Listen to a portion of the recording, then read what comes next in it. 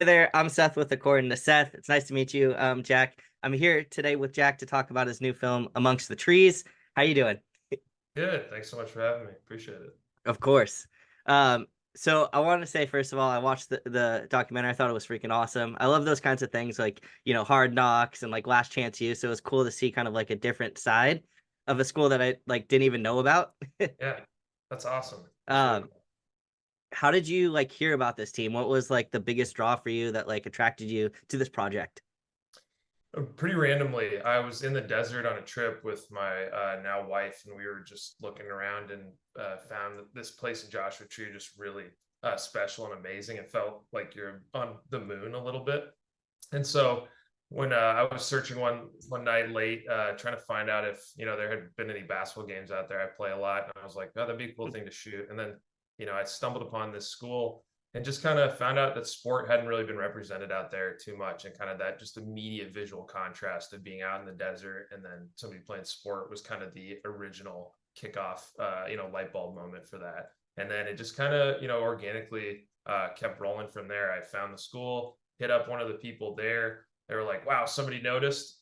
Of course, you can bring cameras here. And Yeah. then once we got there, yeah, it felt really natural and connected with the guys really quickly. That's really cool. And I saw that Paul George was one of the producers on it. How'd that like come into play too?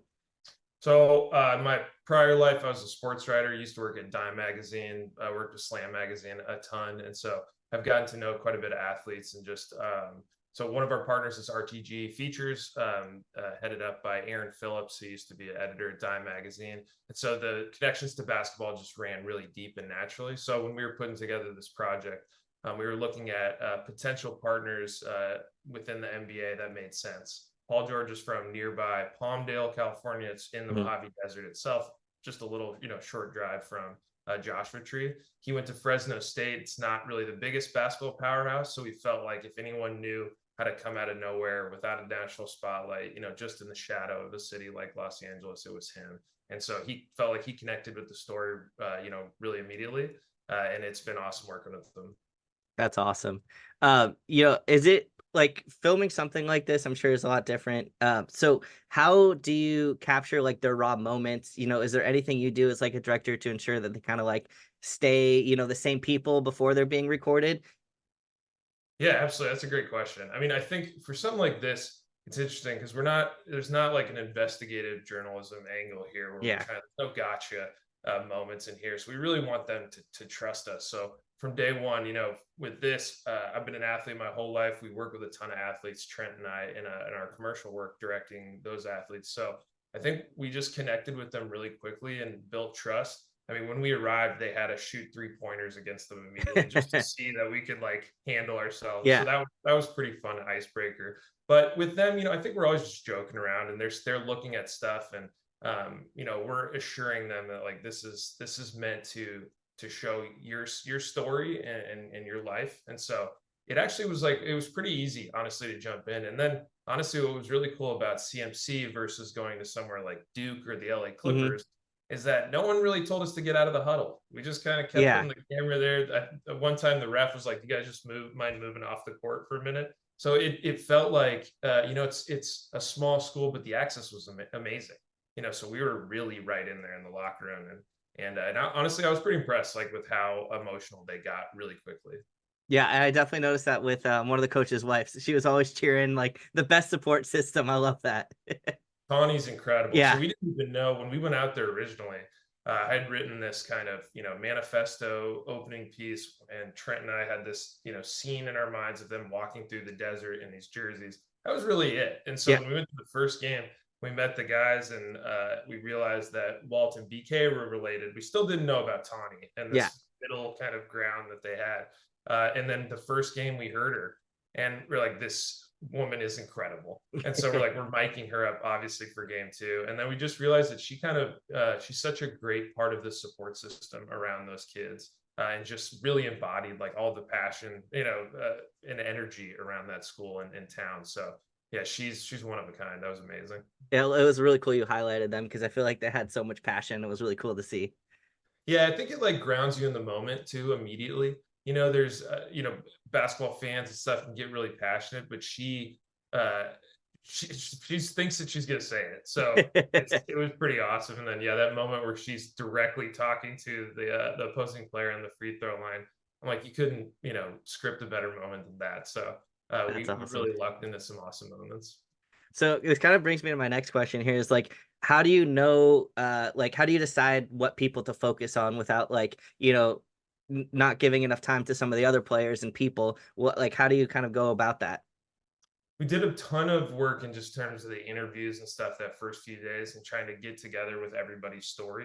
We also filmed a bunch of them. So we filmed interviews with each of them and then tried to focus on as many guys as we could during the game. I think we learned really quickly that the two coaches and then Tawny were these, they were the sun that everything kind of operated around Yeah. in the school. And so it's funny when we went into it, we had looked at a bunch of documentaries and sports series, and we felt like a lot of them focused on the coach. And we actually went in with we were like, we're not going to do anything on the coach. It's going to just be about the kids. And then the coaches ended up being 32, 33 years old, and they, had just been fresh out of college themselves. So it felt really natural. To your question about how we, ended up on the guys we ended up focusing on, just felt like their stories were kind of emblematic of the rest of the team. Really interesting stories between Dylan and Ant and Darius that felt really unique.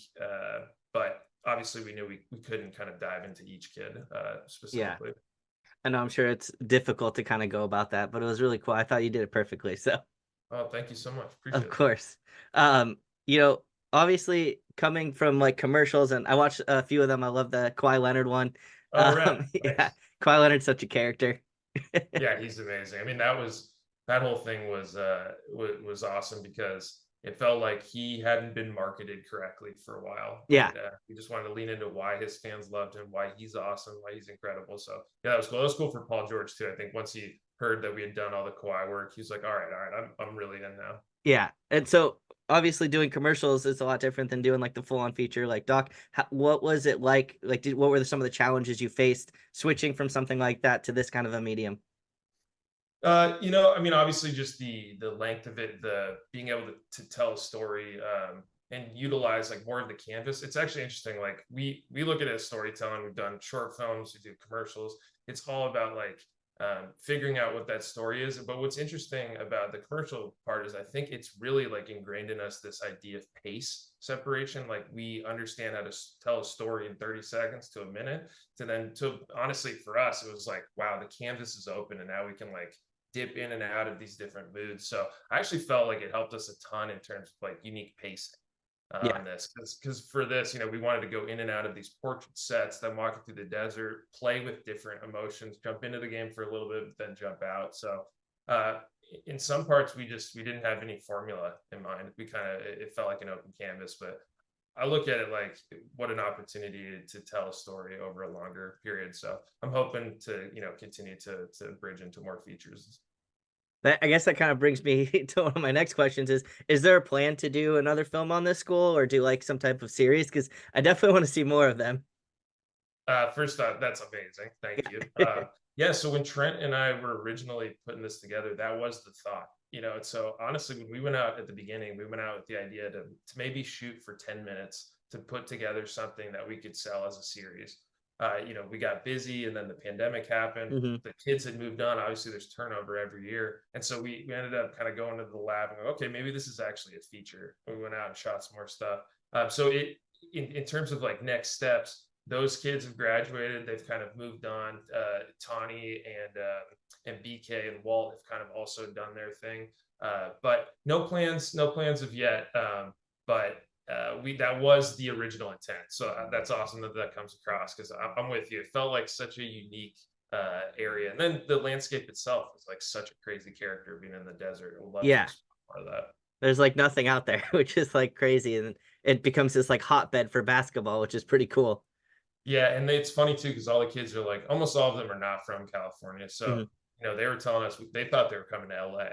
And so, they land in LA and they're like, oh no, it's 2 hours into the desert this way. So, it's an interesting new look at like what we think California is. Yeah, it's definitely a different world. Like you said, it's like kind of being on a different planet. Have you ever been out there? I haven't. I always drive through there, but I've been meaning to. Yeah, it feels like when I first time I went to Joshua Tree in the park, I felt like I was on a set. almost like the boulders stacked on top of each other. It's hard to be out there and not romanticize with the desert. It's pretty beautiful out there. Yeah. What are some of your like plans next? Do you have any other documentaries like this that you have plans for, or anything that you want, the audience to know here? No, I mean so Trent and I work commercially at this company, the Rec League, that we started, and then we've both been developing different projects together and separately. So nothing currently imminent, but we've been in development on a few things. So some sports related, some not. But yeah, the plan is just to continue making, getting on set, and keep producing. That's awesome. And is there anything you want like people to know going into this documentary, like watching this team? Is there anything that you really want people to know before they, watch it? Yeah, I mean, I think what's really interesting about this is like a lot of sports documentaries end up, I think, dwelling on the negatives of someone's life, and it's almost like that's the reason that they deserve our viewership and watching. And I think when we went out there, we wanted to, there's negative things that happen to all of us. My dad passed away 10 years ago. This Darius had to go through this thing. BK's got to go through this thing, and it's a part of their story, but it's not the definition or the reason why they deserve our viewership. And so I think for this, it's like these are kids that love each other. This is a family that built, they're grinding in a spot, without a spotlight in the middle of nowhere. And those stories need to be told as well. And my favorite line from the movie is Darius, who's 29 years old, started a GoFundMe account just to get enough money to move out to play JUCO Yeah. basketball. He has this line that says, "Nothing been easy, but I'm happy."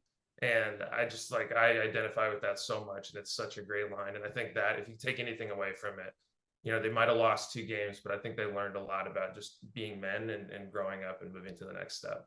Yeah, that quote hit me hard too. I remember that, and it's always good to kind of like fight through everything because there always is a light at the end of the tunnel. I've definitely learned that for sure. Yeah, what a great guy too. What an Yeah, awesome like story of just working at Walgreens, getting a call. He's like, "Yeah, I'm gonna move across the country and play some basketball." I feel like a lot of the like JUCO stories are like that, and they're always like the best stories. Like it's so heartwarming to see something like that. They put all their money, and their marbles in this like opportunity, and they take it with pride, 100%, which 100%. is That's awesome. awesome that I hit with you too. Yeah. So, when is the official release date for this? I know it just had its festival screening. When can people expect to see it, and where can they find it? Still TBD, but we're jumping into a few more festivals coming up, and then hopefully into some distribution. So unknown at the point, but hopefully later this year. But we'll have some information and trailer out soon. Perfect. Yeah. Once you get all that, you'll have to send it over, and I'll share it with everybody. Absolutely, man. Thank you. Of course. Well, thank you so much for your time. I think we're kind of hitting towards the end of it. So I appreciate you meeting with me. It's been an awesome talk, and I'll make sure to get everybody to watch it because it was an awesome documentary. Thank you so much. Like honestly, just taking the time for you to do this and the questions and watching it, it's greatly appreciated. And